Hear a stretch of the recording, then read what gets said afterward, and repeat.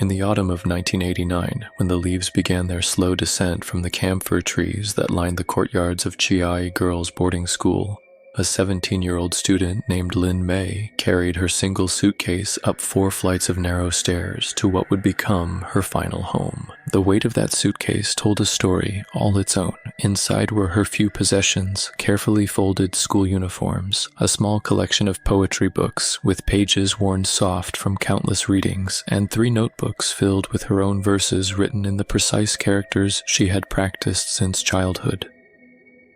Everything else she owned could fit in her hands.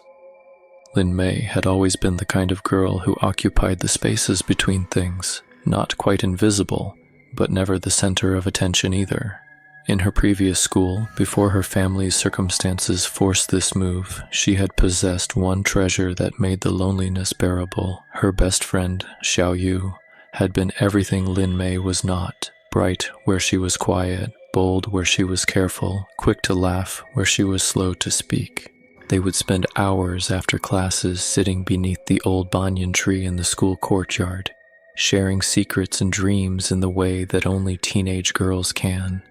Xiao Yu would chatter about boys and movies and all the places she wanted to travel, while Lin Mei would read her poems aloud, her voice barely above a whisper. Those were the only times her words felt like they had weight, like they mattered to someone other than herself. But that was before her father lost his job at the textile factory, before her mother started working double shifts at the convenience store, before the family could no longer afford to keep her at the day school, and she found herself here, in this place where the walls seemed to absorb sound and the corridors stretched longer than they should. The dormitory supervisor, a stern woman with graying hair pulled back so tightly it seemed to stretch her features, led Lin Mei down the 4th-floor hallway. Their footsteps echoed against the polished concrete floors, a rhythm that would become as familiar as her own heartbeat in the weeks to come.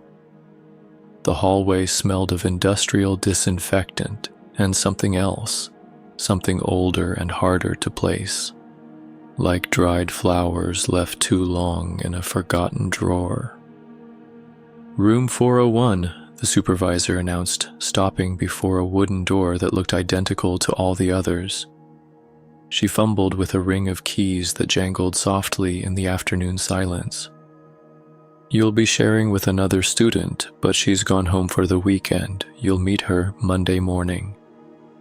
The key turned with a sound like breaking twigs, and the door swung open to reveal a space that seemed to swallow the light from the hallway. 2 narrow beds sat against opposite walls, each with a small desk and chair positioned beneath windows that faced the inner courtyard. The room was clean in the way that institutional spaces are clean, scrubbed of personality and warmth along with any trace of dirt.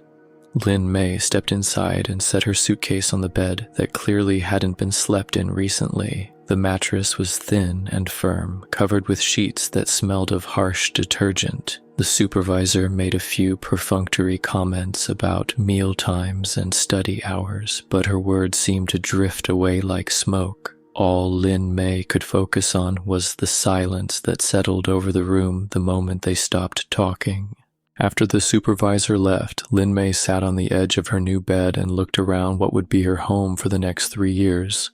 The walls were painted institutional green, a color that managed to be both cheerful and depressing at the same time. Her roommate's side of the room showed signs of long habitation. Textbooks stacked neatly on the desk, a small mirror propped against the window, a few photographs tucked into the frame. Lin Mei couldn't make out the faces from where she sat, but she could see that they were group photos, the kind taken at school festivals or birthday parties. She opened her suitcase and began the slow process of making the space her own.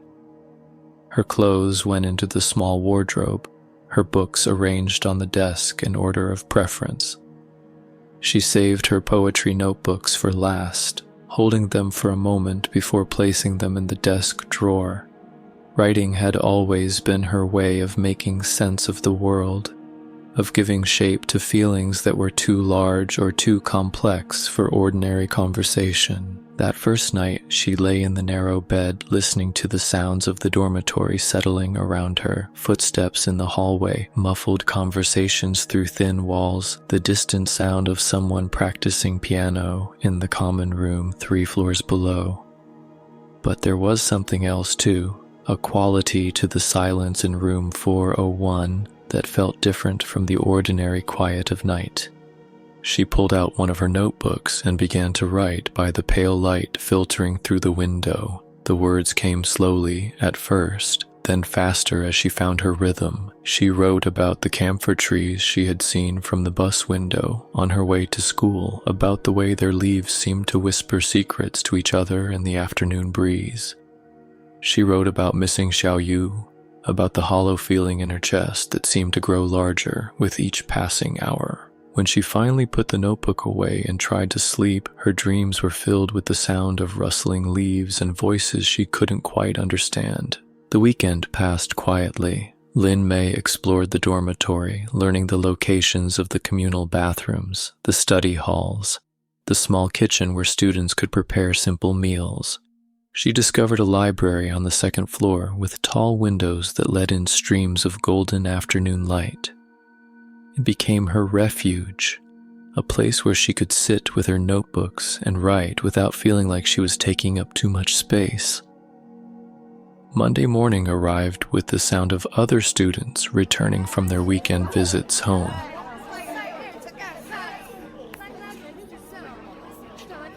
The energy of teenage girls catching up on gossip and sharing weekend adventures. Lin Mei heard her roommate before she saw her, a light laugh in the hallway followed by the sound of a key in the lock. The door opened to reveal a girl about her age with short black hair and bright eyes that seemed to take in everything at once. She stopped short when she saw Lin Mei sitting at her desk, her expression shifting from surprise to something harder to read. "You must be my new roommate," she said, her voice carefully neutral. "I'm Chen Huiling." "Lin Mei," she replied, standing up awkwardly. "I hope it's okay that I took this bed. The supervisor said you were away for the weekend." Chen Huiling nodded, setting her own bag on her bed. "That's fine. I prefer the one by the window anyway." She began unpacking her things with practiced efficiency, movements that spoke of countless returns to this same small space. Lin Mei watched her roommate arrange her belongings, noting the easy familiarity with which she moved through the room. This was clearly Chen Huiling's territory, and Lin Mei was the intruder. She retreated to her desk and opened one of her textbooks, pretending to read while stealing glances at the girl who would share her space for the foreseeable future. That night, as they prepared for bed in the careful silence of strangers learning to coexist, Lin Mei noticed something strange about the room's atmosphere. The air seemed thicker somehow, weighted with a presence she couldn't name. When she mentioned it to Chen Huiling, asking if the room always felt so heavy, her roommate paused in her nighttime routine and gave her a look that was impossible to interpret. "You'll get used to it," Chen Huiling said finally. "This room has its own personality. It takes time to adjust." But as Lin Mei lay in her narrow bed that night, listening to her roommate's steady breathing across the room, she couldn't shake the feeling that there was something her new roommate wasn't telling her. Something about room 401 that went beyond the ordinary strangeness of living in an institutional space. The sensation would only grow stronger in the days to come. It started with small things that Lin Mei almost convinced herself were products of her own imagination. Her notebooks, which she always left carefully closed on her desk, would be found open to pages she didn't remember writing on. The handwriting was hers, the characters formed in her precise style, but the words themselves felt foreign, like someone else's thoughts flowing through her pen. The first poem she discovered this way was written in the margins of her literature homework. The characters were faded, as if written with a pen running out of ink, but the meaning was clear enough to make her hands tremble as she read. "The autumn wind carries whispers of the forgotten," it began. In this room where dreams come to die, she waits for someone to remember her name. Lin Mei stared at the words until her vision blurred. She had no memory of writing them, no recollection of even thinking such thoughts. Her poetry had always been gentle, focused on nature and quiet observations of the world around her. These words felt different, darker, filled with a longing that seemed to echo from somewhere deep within the walls themselves. When she asked Chen Huiling about it that evening, her roommate glanced at the notebook with an expression Lin Mei couldn't quite read. "Maybe you wrote it in your sleep," Chen Huiling suggested, but her voice carried a strange quality, like she was reciting lines from a script. People do strange things when they're adjusting to a new place. But Lin Mei knew she hadn't written those words. She was certain of it with the kind of bone-deep certainty that comes from knowing your own mind, your own hand, your own heart. Someone else had been in their room, someone else had touched her things, someone else had used her pen to write words that felt like they came from another world entirely. The incidents became more frequent as October deepened into November. She would wake in the morning to find her desk chair pulled out from under the desk, as if someone had been sitting there through the night. Her poetry books would be rearranged, not randomly but with careful deliberation, as if someone had been reading them and wanted to leave evidence of their presence. Most disturbing of all were the shadows that seemed to move independently of any light source. Lin Mei would catch glimpses of them from the corner of her eye, dark shapes that flitted across the walls like birds trapped inside the room. When she turned to look directly, there was never anything there, just the familiar green walls and the photographs on Chen Huiling's side of the room. Her roommate seemed increasingly uncomfortable as these incidents multiplied. Chen Huiling, who had initially been politely distant, now avoided the room during daylight hours, spending her time in the common areas or the library.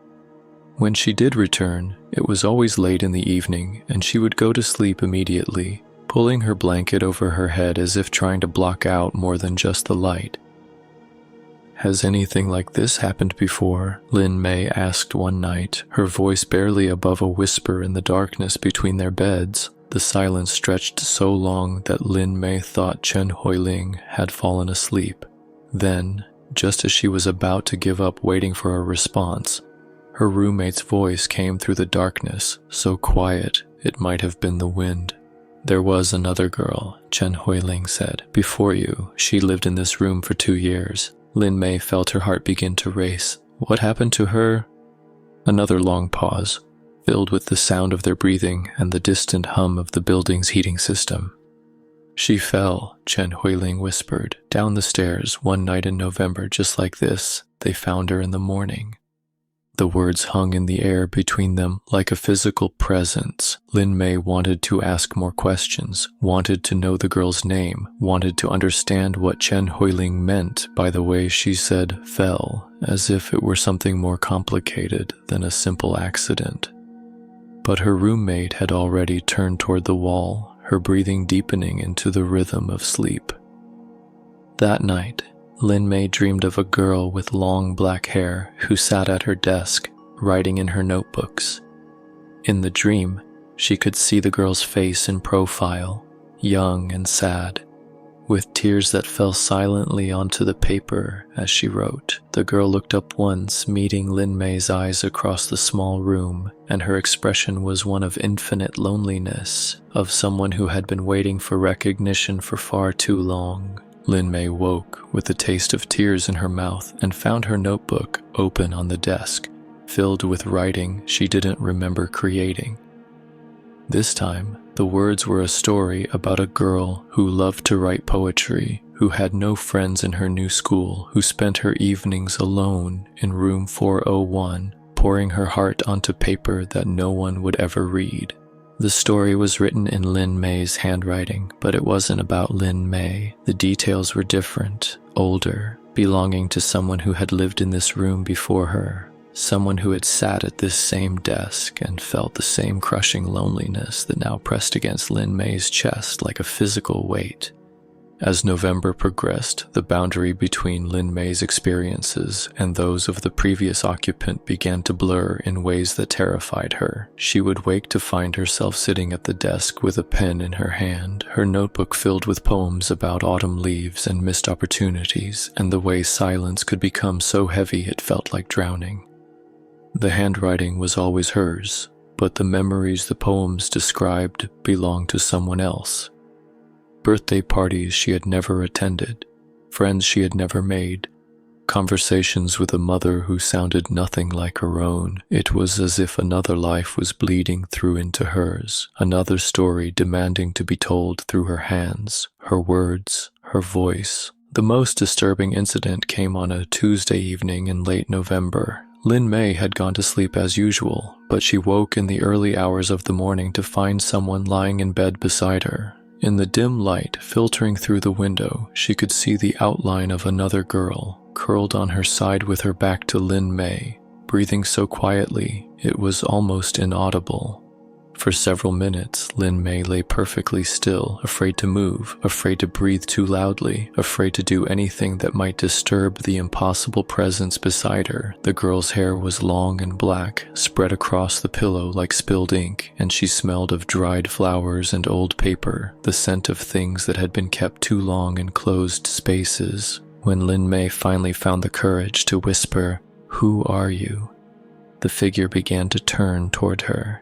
But before she could see the girl's face, before she could understand what was happening to her, she jerked awake to find herself alone in her narrow bed, her heart pounding so hard she thought it might wake the entire dormitory. Chen Huiling was gone. Her bed was empty, the covers thrown back as if she had left in a hurry. Lin Mei found a note on her roommate's desk, written in shaky handwriting that looked nothing like Chen Huiling's usual precise characters. "I can't stay here anymore," the note read. "I'm sorry, I should have warned you. I should have told you about Li Hua." Li Hua. Finally, a name for the presence that had been sharing their room, sharing Lin Mei's thoughts, sharing her hand as she wrote poems that weren't her own. Li Hua, who had lived in room 401 before her, who had fallen down the stairs on a November night 2 years ago, who had never really left this place where she'd been so desperately lonely. Lin Mei spent the rest of that night sitting at her desk, writing everything she could remember about the strange incidents of the past few weeks. She wrote about the moved furniture and the shadow shapes and the dreams that felt more real than her waking hours. She wrote about Chen Huiling's frightened eyes and the way the room seemed to hold its breath during the darkest part of the night. Most of all, she wrote about the overwhelming sadness that seemed to permeate every corner of room 401, a grief so profound it had taken on a life of its own. Seeking connection with anyone lonely enough to understand it, as she wrote, Lin Mei began to understand that Li Hua wasn't trying to frighten her. The previous occupant was trying to tell her story, to make sure someone remembered that she had existed, that she had dreams and hopes and words that mattered. Li Hua had been just like her, a quiet girl who found solace in poetry, who had been forgotten by everyone except the room that had witnessed her final days. The realization filled Lin Mei with a strange mixture of compassion and terror. She understood Li Hua's loneliness because it mirrored her own, but she also understood that the dead girl's need for connection was growing stronger, more desperate, more consuming with each passing night. On the evening of November 28th, Lin Mei made a decision that would determine both their fates. She would write Li Hua's story properly, completely, giving voice to all the poems and dreams that had died with her on the staircase 2 years ago. She would be the friend Li Hua had never had, the witness her life had always needed. She sat at the desk as darkness fell over the dormitory, her pen moving across the paper with a fluidity she had never experienced before. The words came easily now, flowing through her like water through a broken dam. She wrote about Li Hua's childhood, her love of literature, her struggles with making friends at the boarding school. She wrote about the crushing weight of loneliness and the way it could make someone feel invisible even when they were standing in a crowded room. As she wrote, Lin Mei felt Li Hua's presence growing stronger in the room, not threatening but grateful, like someone finally being heard after years of enforced silence. The air grew thick with emotion, with the weight of a story that had been waiting too long to be told. But as the night wore on, Lin Mei began to realize that something was wrong. Her hand was moving faster than her thoughts, writing words she hadn't consciously chosen, telling parts of Li Hua's story that she couldn't possibly know. The boundary between her own consciousness and Li Hua's memories was dissolving, and she could feel herself being pulled deeper into the other girl's experience, into her loneliness, into her despair. When she tried to stop writing, her hand wouldn't obey. The pen continued to move across the paper, driven by a will that was no longer entirely her own. Li Hua's story was consuming her, pulling her into a narrative that had only one possible ending. Lin Mei understood, with a clarity that cut through her growing panic, that Li Hua hadn't simply fallen down the stairs. She had chosen to fall, chosen to end the loneliness that had become too heavy to bear. And now, in her desperate need for connection, Li Hua was trying to bring Lin Mei with her, to ensure she would never be alone again. With her last conscious effort, Lin Mei tried to call out for help, tried to break free from the chair that seemed to hold her like invisible chains. But her voice made no sound, and her body felt distant, as if it belonged to someone else. Li Hua's story continued to pour through her pen, approaching the moment of its tragic conclusion, and Lin Mei realized she was no longer writing about Li Hua's death. She was living it. The final entry in Lin Mei's notebook, discovered 3 days later when the dormitory supervisor came to check on the unusually quiet room 401, was written in handwriting that seemed to shift between two different styles, as if two people had been guiding the same pen.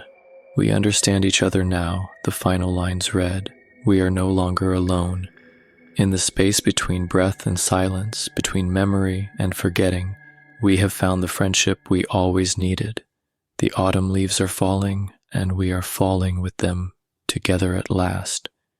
They found Lin Mei at the bottom of the 4th-floor staircase on a cold November morning, her notebook clutched in her hand, her face peaceful in a way it had never been during her brief time at the boarding school. The official report listed her death as accidental, a tragic fall during the night, but those who knew the history of room 401 understood that some accidents are more complicated than they appear. Room 401 was sealed after Lin Mei's death, and it remains empty to this day.